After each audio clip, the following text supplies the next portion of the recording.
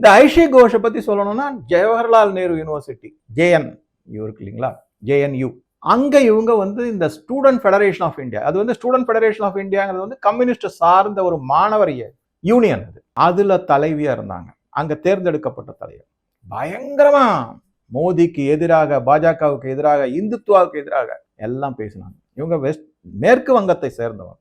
அந்த மாதிரி இவங்கெல்லாம் அந்த இடத்துல சரி, அதனால என்ன சார், ஒரு போராட்டம், கம்யூனிஸ்டுகள் வந்து என்னைக்குமே தங்களை போராளின்னு சொல்லிக்கக்கூடியவங்க தானே, இவங்க அதுல வர்றதுல என்ன தப்புனா அங்கதான் தப்பு. இவங்க எல்லாருமே இந்த காக்ரோச் ஜனதா பார்ட்டி மேடை மேல அமர்ந்துட்டு நேர எங்க போயிருக்காங்கன்னா சைனீஸ் எம்பசிக்கு போயிருக்காங்க. அங்க போய் நல்லா ஜம்முன்னு ஃபீஸ்ட், விருந்து உண்டு விட்டு அவங்க எல்லாருக்கும் பரிசு பொருட்கள் கொடுக்கப்பட்டுள்ளது. என்ன உள்குத்து நடக்குது?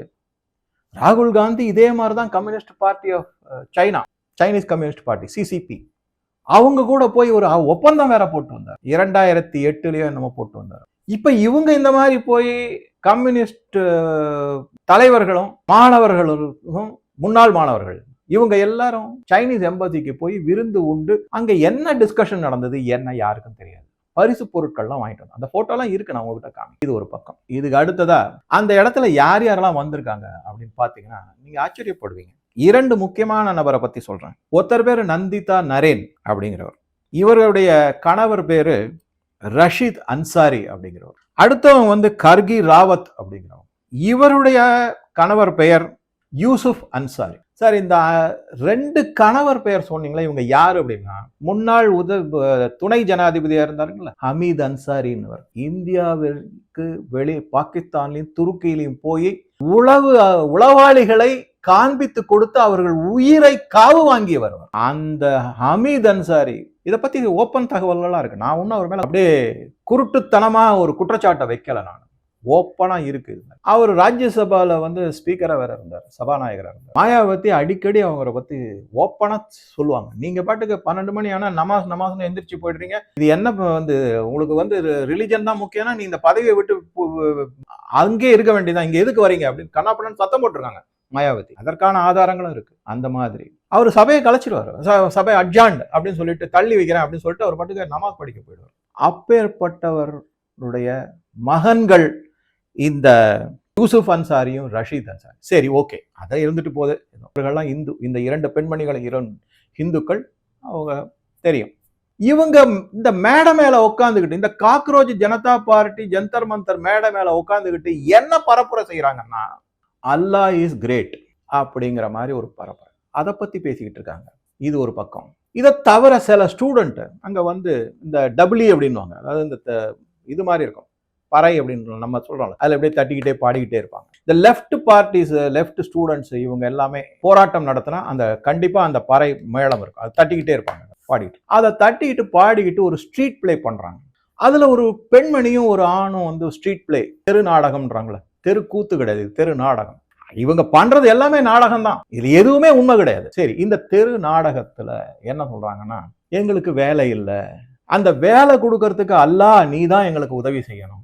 நீட் பேப்பர் லீக்குக்காக ஆரம்பிச்ச போராட்டம் காக்ரோச் ஜனதா பார்ட்டியால எங்க போய் நிக்குது? எந்த மத பரப்புரை எடுத்து செஞ்சுக்கிட்டு இருக்கீங்க? இதெல்லாம் சந்தேகத்துக்குரிய பார்வைகள், அவ்வளவுதான்.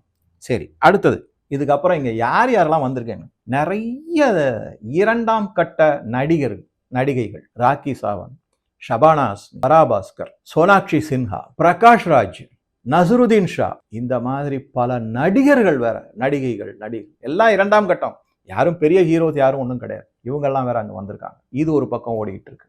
அடுத்ததா இவங்க எல்லாரும் வந்து என்ன சொல்றாங்கன்னா, பாரத பிரதமர் மோடி ராஜினாமா செய்ய வேண்டும், இந்த பாஜக அரசு விழுந்து விடும். இது ஒரு பக்கம். அடுத்தது இன்னொரு முக்கியமான நபர் வந்து சந்திரசேகர் ஆசாத் ராவன் அப்படின்னு ஒரு பேர். இவர் வடக்க சேர்ந்தவர் தான். ராவணன் வந்து இலங்கையை சேர்ந்தவர், அதுவும் பிராமணர். இவர் வந்து பீம் ஆர்மின்னு ஒன்று வச்சிருக்காரு, அதுல அவர் எம்பியா வேற இருக்கார். அந்த சந்திரசேகர் ஆசாத் ராவன் வந்து இந்த காக்ரோச் ஜனதா பார்ட்டியில வந்து மத்திய அரசுக்கு சவால் விடுறாரு. நாளைக்கு இந்த அரசு இருக்காது, அதாவது நான் பதிவு பண்ணது 18, அவர் சொல்றது 19ஆம் தேதி, 20ஆம் தேதி பார்லிமெண்ட் தொடங்க போகுது. 19 ஜூலை அன்று இந்த அரசு தானாகவே ராஜினாமா செய்துவிட்டு ஒதுங்கிவிடும் அப்படிங்கிற மாதிரி ஒரு பதிவு போட்டிருக்கு. அங்க பரப்புரை செஞ்சு பேச்சு கொடுத்திருக்காரு. என்ன உங்களுடைய அஜெண்டா என்ன அப்படின்னு. சந்திரசேகர் ஆசாத் முடிஞ்சதுங்களா? அடுத்தது பாருங்க, ராகேஷ் திகையத் அப்படிங்கிறவர். இவர் உத்தரப்பிரதேஷ்ல இருக்கக்கூடிய விவசாயிகள் சங்க தலைவர் அப்படின்னு தன்னை சொல்லிக்கிறார். அது எந்த அளவுக்கு சரியானதுங்கிறது தெரியாது. ஆனா கடந்த 2 விவசாய போராட்டங்கள்லயும் இவர் முன்ன நின்று பலவிதமான வேலைகளை செஞ்சிருக்காரு. இந்த ராகேஷ் திகையத் எப்பவுமே நீங்க பாத்தீங்கன்னா, இந்த விவசாயிகள் அப்படின்னு சொன்னாலே அவங்க என்ன பண்ணுவாங்கன்னா, ஒன்று ஒரு பச்சை துண்டு மேலே போட்டிருப்பாங்க, இல்லைன்னா பச்சையில டர்பன் கட்டியிருப்பாங்க. இவர் அன்னைக்கேன்னு பார்த்து சிகப்பு நிற டர்பன் கட்டிட்டு வந்திருக்காரு. சிம்பாலிக்கா சொல்றாரு, நாங்கள்லாம் போராட்டக்காரர்கள், போராளிகள். அவர் என்ன செய்யணும்? சரி, காக்ரோச் ஜனதா பார்ட்டியினுடைய மேடையில நீங்க பேசுறதுக்கு வந்திருக்கீங்க, என்ன செய்யணும்? நீட்டுக்காக ஆரம்பிக்கப்பட்டது, மாணவர்களுடைய கோரிக்கைக்காக இருக்கு, அவர்களுக்கு நியாயம் கிடைக்க வேண்டும் அப்படிங்கிறதுக்காக. அதை பத்தி ஏதாவது பேசுனீங்களா? ஒரு வார்த்தை பேசுறது கிடையாது. சரி, எதை பத்தி பேசினாருன்னா, நீங்க இப்படின்னு சொல்லுங்க. யாருக்கிட்ட சொல்றாரு? காக்ரோச் ஜனதா பார்ட்டியினுடைய தலைவர், உறுப்பினர்கள், அங்க குழுமி இருக்கக்கூடிய ஒரு 50-60 பேர், அவங்க கிட்ட என்ன சொல்றாரு அப்படின்னா, இப்படின்னு சொல்லுங்க. பாராளுமன்றம் திறந்த அடுத்த நாள் டிராக்டர், ட்ரக்கு, டெம்போ, ட்ரெய்லர் எல்லா விவசாயிகளோட நாங்க ரெடியா நிக்கிறோம். நாங்க பாராளுமன்றத்தை நோக்கி படையெடுப்போம் உங்களுக்கு ஆதரவாக.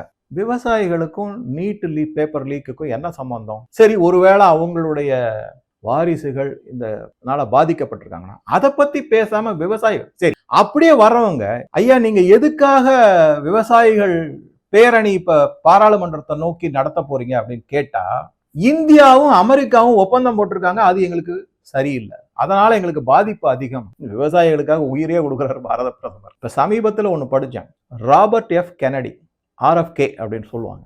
இப்ப அவர் இதுல இருக்காரு, செனட்டர். அவர் சமீபத்தில் ஒரு செய்தி அவரை பத்தி படித்தேன். இந்த பில் கேட்ஸ் ஆராய்ச்சி கூடத்துல லேபரட்டரி ப்ரிப்பேர்டு மீட் இருக்குங்களா, அதாவது இறைச்சி, நான் அதை பத்தி வீடியோ சொல்லியிருக்கேன். Artificial meat, artificial butter, artificial cheese, இது எல்லாமே பில் கேட்ஸ் ஆராய்ச்சி கூடத்திலே மேனுஃபேக்சர் பண்றாரு. அதை எல்லா மாநிலங்களையும் மாகாணங்களையும் தடுத்து நிறுத்த வேண்டும்னு அவர் கோரிக்கை வச்சிருக்காரு, ராபர்ட் எஃப் கெனடி. அவங்களே அந்த மாதிரி சொல்லும் போது பாரத பிரதமர் மோடி அதை உள்ள விட்டுருவாரா? கொஞ்சமாவது யோசிக்கணும். முடிவை ஜெனட்டிக்கலி மாடிஃபைடு கார்ன் மற்ற எந்த உணவுப் பொருளையுமே அமெரிக்காவில் இருந்து இறக்குமதி செய்ய முடியாது அப்படின்னு திட்டவட்டமா இருக்காரு. அந்த மாதிரி இவங்க அமெரிக்காவோட போட்ட ஒப்பந்தம் இன்னும் ஆகவே இல்லை, ரொம்ப உறுதியா இருக்காங்க. ட்ரம்ப் திருப்பியும் 100% உங்களுக்கு வரி விதிப்பேன் அப்படின்லாம் மிரட்டிக்கிட்டு இருக்காரு. நீ என்ன வேணா சொல்லு, என்னுடைய நாட்டுக்கு எது நல்லதோ அதுக்கு ஏத்த மாதிரி தான் ஒப்பந்தங்கள் போடப்படும், விவசாயிகள் நலன் மிக மிக முக்கியங்கிறார் ஓப்பனா. பியூஷ் கோயல் ரொம்ப ஸ்ட்ரிக்டா இருக்காரு, இது வரைக்கும் ஒப்பந்தம் கையெழுத்து ஆகல. அதே சமயத்துல பாத்தீங்கன்னா இங்கிலாண்டோட ஆயிடுச்சு, யூரோப்போட ஆயிடுச்சு, நியூசிலாண்டோட ஆயிடுச்சு, ஆஸ்திரேலியாவோட ஆயிடுச்சு, UAE-யோட ஆயிடுச்சு, கட்டாரோட ஆயிருக்கு. ஆனா அமெரிக்காவோட ஒப்பந்தம் ஆகவில்லை, இது வரைக்கும் கையெழுத்தாகல. எதுக்கு இப்ப போராட்டம்? இதனுடைய உள்நோக்கமே மாணவர்களோ இளைஞர்களோ இந்த நீட் எக்ஸாம் பேப்பர் லீக்கோ எதுவுமே கிடையாது. இவங்களை பின்ன இருந்து இயக்கிறது வேற யாரோ, அமெரிக்காவில் இருக்கக்கூடிய உளவுத்துறை CIA-வும் அங்க இருக்கிற டீப் ஸ்டேட்டும் இந்த மோடி அரசு போக வேண்டும், தங்களுக்கு தோதான ஆளை இந்த இந்தியாவின் அரசாட்சியில் அமர வைக்க வேண்டும், அதுக்கு இவங்கெல்லாம் ஆடிக்கிட்டு இருக்காங்க, டிராமா போட்டுக்கிட்டு இருக்காங்க. அதுதான் உண்மையான. அதை தவிர உள்நாட்டில் இருக்கக்கூடிய இந்தியாவிற்கு எதிராக செயல்படக்கூடியவர்கள் சிறுபான்மையினரை தாஜா செஞ்சு அவர்களுக்கு ஆக்சுவலா அவங்க கேடு விளைவிக்கிறார்கள். இந்த நாட்டே குட்டிச்சோறு, இந்த நாட்டினுடைய வளர்ச்சி எதையுமே செய்ய விடாம தடுப்பதற்காக இருக்கு.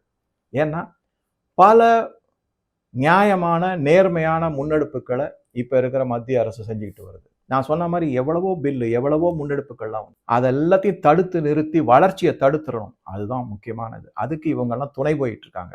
இதை தவிர யோசிச்சு பாருங்க, பல மற்ற கட்சிகளின் தலைவர்கள், டிம்பிள் யாதவ் இவரை ஒரு மௌலானா, ஒரு மசூதிக்கு அகிலேஷ் யாதவ் இவரை கூட்டு போகும்போது அவங்க சரியானபடி இஸ்லாமிய முறைப்படி தன்னுடைய தலையெல்லாம் மூடல, அதெல்லாம் பண்ணல, உடை சரியானபடி இல்லை இஸ்லாமிய முறைப்படி அப்படின்னு சொல்லிட்டு ரொம்ப கேவலமா பேசினார் அந்த மௌலானா. அகிலேஷ் யாதவ் கண்டுக்கவே இல்லை. பாஜக தான் சொல்லுச்சு இந்த மாதிரி ஒரு பெண்மணியை அவமானப்படுத்துறீங்கன்னு, தரக்குறைவா பேசுகிறீர்கள். பாஜக தான் அதுக்கு கண்டனம் தெரிவித்தது. அகிலேஷ் யாதவ் தன்னுடைய மனைவியை பற்றிய அவதூறுக்கு கண்டனமே தெரிவிக்கல. எல்லாம் அரசியல், பணம், பதவி, அந்த பிடிச்ச வெறி. அதனால இதெல்லாம் நான் நிறைய விஷயங்களை சொல்லிட்டேன். இதுக்கு அடுத்ததா இன்னும் பாத்தீங்கன்னா, அங்க வந்திருந்த பல பேர் யார் யாரெல்லாம் வந்திருந்தாங்க? பிரிவினைவாதிகள். பஞ்சாப்ல இருக்கக்கூடிய பிரிவினைவாதிகளுடைய கொடிகள் அங்க இருக்கு. அவங்க வந்து இந்த லங்கர்னு ஒரு சாப்பாடு ஒண்ணு கொடுப்பாங்க எல்லாருக்கும். நீங்க எந்த குருத்வாராக்கு போனாலும் லங்கர் இருக்கும். லங்கர்னா உணவு, இலவசமாக அளிக்கப்படக்கூடிய பிரசாதம் என்று சொல்லக்கூடிய உணவு. அது கிடைக்கும். அமிர்தசரஸ் பொற்கோவில்ல போனீங்கன்னா, நான் சாப்பிட்ருக்கேன், நல்லா இருக்கும். அதுக்கு தரக்குறைவு கிடையாது, ரொம்ப அருமையா இருக்கும். அந்த மாதிரி அமிர்தசரஸ் போனீங்கன்னாக்கா நீங்க அந்த லங்கர் சாப்பிடாம வரக்கூடாது. அது ஒரு உண்மையானவே ஒரு தெய்வீகமான பிரசாதம். எல்லாரும் சாப்பிட்டுவாங்க. போங்க, அந்த பொற்கோவில ரசிங்க. அதுவும் இரவு நேரத்துல போனீங்கன்னா விளக்குல ஜெகஜோதியா இருக்கும். அதுவும் பௌர்ணமி அன்னைக்கு போனீங்கன்னா இன்னும் ரொம்ப நல்லா இருக்கும். அந்த லங்கரையும் சாப்பிட்டுவாங்க. அது மத்தியான நேரத்துல கிடைக்கும், லஞ்ச் டயத்துல. இவங்க அந்த பிரிவினைவாத இயக்கத்தினுடைய கொடியை அங்க கொண்டு வந்து பரப்புரை செஞ்சிருக்காங்க. அவங்க என்ன மாணவர்களுக்காக போராட்டாங்க? கிடையாது. அவங்க தன்னுடைய தனி நாடு வேணுங்கிற பிரிவினைவாதத்தை கொண்டு வந்து இங்க நிலைநாட்டுறதுக்காக வந்திருக்காங்க. சரி, அது போகட்டும். அடுத்தது, பல இஸ்லாமியர்கள் பாலஸ்தீன கொடியை ஏந்திட்டு வந்திருக்காங்க. துருக்கியினுடைய கொடியேது, பாகிஸ்தானுடைய கொடியே, ஆப்கானிஸ்தானுடைய கொடியேது. இதெல்லாம் எதுக்காக கொண்டு வரீங்க? மாணவருக்கு ஒரு அநீதி இழைக்கப்பட்டது, அதற்கு நீங்க நியாயம் கேட்பறேன்னு போர்வையில அவங்களுடைய தனி அஜெண்டாவை ப்ரமோட் பண்றதுக்கு தான் கொண்டு வந்திருக்கு. இதுதான் ஆக்சுவலா கடந்த சில நாட்களாக இந்த காக்ரோச் ஜனதா பார்ட்டி ஜந்தர் மந்தர்ல நடந்திருக்கக்கூடிய கூத்துக்கள். இது எல்லாமே இதுல வந்து இந்த போராட்டங்கள் எப்படி முன்னெடுக்கப்பட்டுள்ளன அப்படிங்கறது இந்த வீடியோல கொஞ்சம் லெங்தி தான் சொல்லியிருக்கேன். இதுக்கப்புறம் இந்த சோனம் வாங்சங்கை பத்தி அடுத்த வீடியோல சில தகவல்களை உங்க கூட பகிர்ந்து கொள்கிறேன். இந்த வீடியோ பற்றிய உங்கள் கருத்துக்களை பதிவிடவும். நன்றி, வணக்கம்.